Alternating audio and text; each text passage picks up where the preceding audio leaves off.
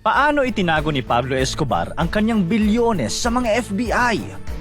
Noon, halos hindi na mabilang ni Pablo Escobar kung gaano karami ang pumapasok sa kanyang pera araw-araw.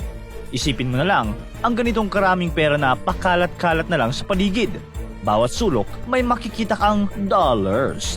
Noong kasagsagan ng kanyang operasyon, tinatayang kumikita ang kanyang Medellin cartel ng humigit kumulang $420 million kada linggo, na katumbas ng halos $22 billion kada taon. Sinasabi pa ngang gumagastos sila ng $2,500 per month hindi para sa negosyo, kundi para lang sa mga rubber band na nagbabalot ng kanilang pera. Ang yaman niya, hindi ka panipaniwala. Mansyon dito, kotse roon, at may sarili pa siyang zoo na may giraffe at hippo. Pero dahil galing to sa masama, hindi niya pwedeng basta itago kung saan-saan. Kaya ang tanong, paano niya itinago ang lahat ng yun? Tara, pag-usapan natin. Teka lang, sino nga ba si Pablo Escobar? Kung hindi ka pa pamilyar, siya ang itinuturing na pinakamakapangyarihang drug lord, hindi lang sa Colombia, kundi sa buong mundo. Pero kapalit ng kapangyarihang yon, libu-libong buhay ang nawala at binalot ng takot ang isang bansa. Siya ang nagtatagat na muno sa Medellin Cartel noong 1970s at 1980s, na naging pangunahing supplier ng illegal na substances sa United States at sa iba pang mga bansa. Itinuturing na hari si Escobar ng illegal substance dahil kontrolado niya ang higit 80% ng worldwide market noong kanyang panahon. Dahil dito, naipon niya ang tinatayang $30 billion sa kanyang panahon. Kaya naman, itinuring siya bilang isa sa pinakamayayamang kriminal sa kasaysayan. Ipinanganak si Pablo Emilio Escobar Gaviria noong December 1, 1949 sa Rio Negro, Colombia. Anak ng isang magsasaka at isang guro. Mula sa pagiging batang lumaki sa kahirapan, nagsimula siya sa maliliit na krimen tulad ng pagnanakaw at panluloko, bago tuluyang pasukin ang mas malalaking mga operasyon. Sa rurok ng kanyang kapangyarihan, si Escobar ay naging responsable sa libu-libong kaso ng karahasan, kabilang ang mga pambobomba, pagpatay at pananakot sa buong Colombia. At isa sa pinakamalaki niyang problema ay kung paano itatago ang kanyang limpak-limpak na pera. Noong panahon ni Pablo Escobar, sobrang dami ng pera. Hindi lang marami, kundi maraming. Sa sobrang dami, hindi kasya kahit saan. Isipin mo, halos bawat linggo, milyon-milyong dolyar ang pumapasok sa kanya. Mas marami pa kaysa sa kinikita ng malalaking kumpanya sa buong mundo noon. Hindi na niya alam kung saan itatago ang mga ito. May mga nagsasabi na habang nagtatago siya mula sa mga pulis, pinupuno niya ang mga dingding ng bahay ng mga plastic na bag na punong-puno ng dolyar. Minsan, may mga apartment na pag binuksan mo ang pader, biglang may lalabas na bugso ng pera. Kaya lang, kadalasan amoy bulok na dahil nababad sa tubig o kinain na ng daga ang ilan sa mga ito. May mga pagkakataon din na ang pera ay nilalagay sa mga drum o plastic, tapos ililibing sa gitna ng mga bukirin at gubat sa Colombia para walang makakita. Sa sobrang dami ng taguan, may mga natagpuan pa ring milyon-milyong dolyar makalipas ang ilang dekada. Pero bulok na at hindi na mapapakinabangan pa. Hindi lang sa lupa o bahay, minsan pati sa mga lumang bodega, sa ilalim ng sahig o likod ng aparador, may mga sikreto siyang taguan. At dahil hindi lahat ng taguan ay nabalikan, tinatayang bilyon-bilyong dolyar ang nawala lang. Kinain ng daga, nabasa o nabulok sa tagal ng pagkakabaon. Kaya hanggang ngayon, may mga naghahanap pa rin ng yaman ni Escobar sa mga bukirin at bahay sa Colombia. Umaasang makakadiskubre ng kayamanang iniwan ng isa sa pinakakilalang drug lord. Pero yun na nga ang problema ni Escobar. Paano niya itatago ang limpak-limpak niyang pera nang hindi nasisira? Bukod pa riyan, ang malaking halaga ng cash na nakatago lang sa bahay ay hindi rin lumalago ang halaga at unti-unting nababawasan ang tunay na halaga nito dahil sa inflation. Kaya bihirang-bihira itong ginagawa ng mga naglalakihang kriminal. Ang pinaka-safe na paraan ng pagtago ng pera ang ipatago ito sa bangko. Kaya lang, may problema. Hindi nila ito pwedeng basta gawin dahil siguradong pagdududahan yan ng bangko at Anti-Money Laundering Council. Kapag nasilip ito, maaaring i-freeze ang account at imbestigahan ang pinagmulan ng pera. Kaya kailangan nilang dumiskarte. Kailangan ng paraan para palabasin na ang bilyones ay galing sa legal at malinis na negosyo. Ang tawag dito ay money laundering.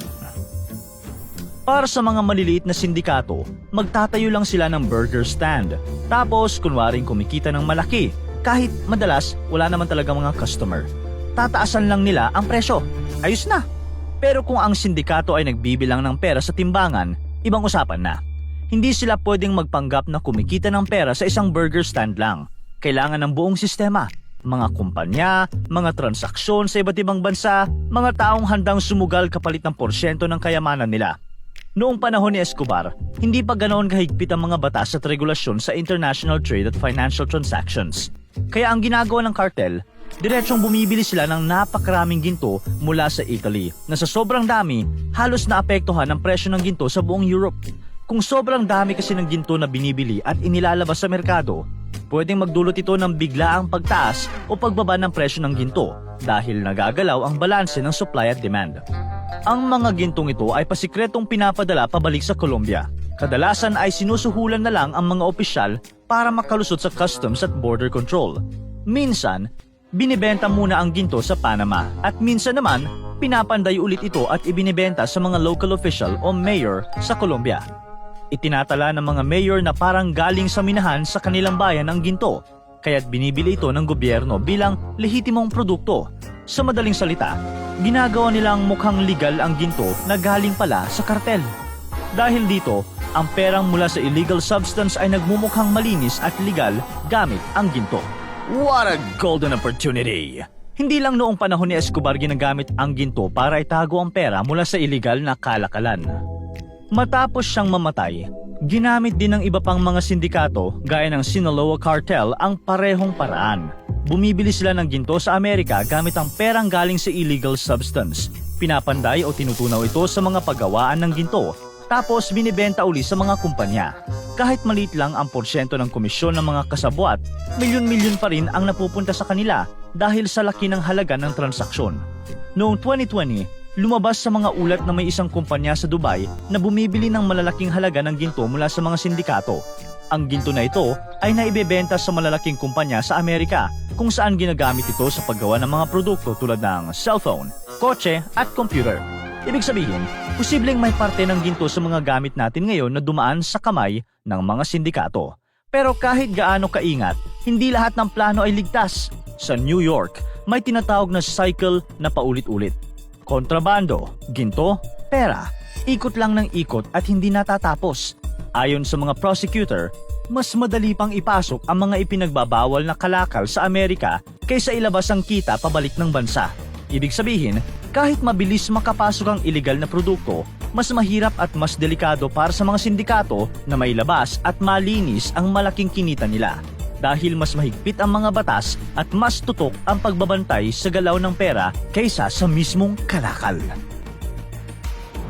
Kaya't gagawin ng mga kriminal ang lahat ng paraan para mapanatili at magamit ang kanilang kinita. Kahit gaano pa ito kahirap itago. Pero hindi dito nagtatapos ang kwento.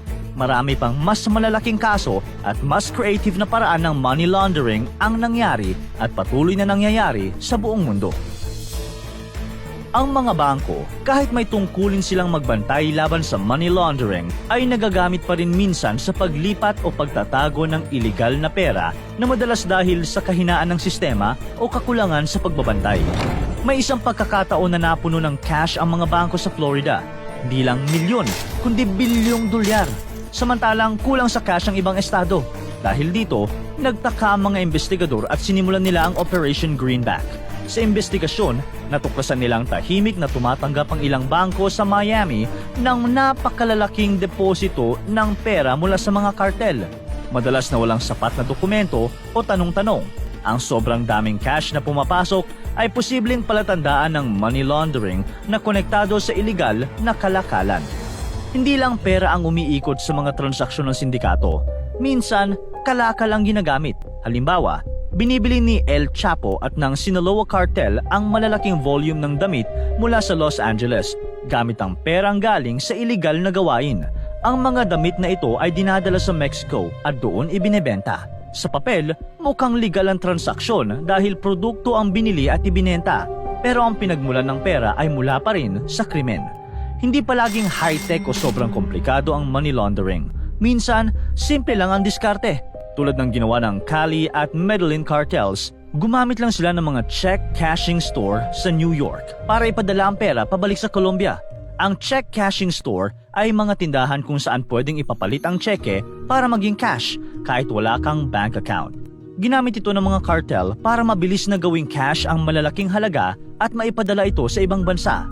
Kahit mukhang basic ang paraan, umabot sa halos $800 million ang naipuslit nila bago ito nadiskubre at nahinto ng mga otoridad. At kahit ilang beses nang nabubuko ang ilan, tila hindi naman ito natututo.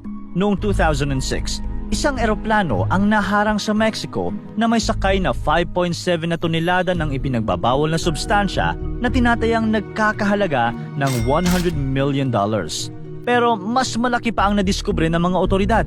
Napatunayan nilang ang perang ginamit pambili ng eroplano ay nalinis at pinadaan sa Wachovia, isang malaking US bank na kalaunan ay naging bahagi ng Wells Fargo. Sa malalim na investigasyon, lumabas na bilyon-bilyong dolyar ang dumaan sa Wachovia mula sa mga kartel sa pamamagitan ng wire transfers, traveler's checks at cash shipments. Sa kabuuan, mahigit 378 na bilyong dolyar ang naiproseso ng bangko nang hindi sumusunod sa tamang mga patakaran laban sa money laundering. Walang opisyal ng bangko ang nakulong sa kabila ng mabigat na kaso. Sa halip, pinagmulta lang ang Wachovia ng $160 million. Malayo sa kinita ng bangko mula sa mga transaksyong ito. Ang insidenteng ito ay naging simbolo ng kahinaan ng sistema at kung gaano kaliit ang parusa kumpara sa laki ng perang umiikot sa money laundering. Para kay Pablo Escobar, walang problemang hindi kayang solusyonan ng pera. At lumalabas na sa mundo ng money laundering, parang may dalawang klase ng hustisya. Ang mga maliliit na pagkakamali agad pinaparusahan, habang ang malalaking kumpanya, kahit makisali sa cartel money, basta't magmulta lang, tuloy ang negosyo.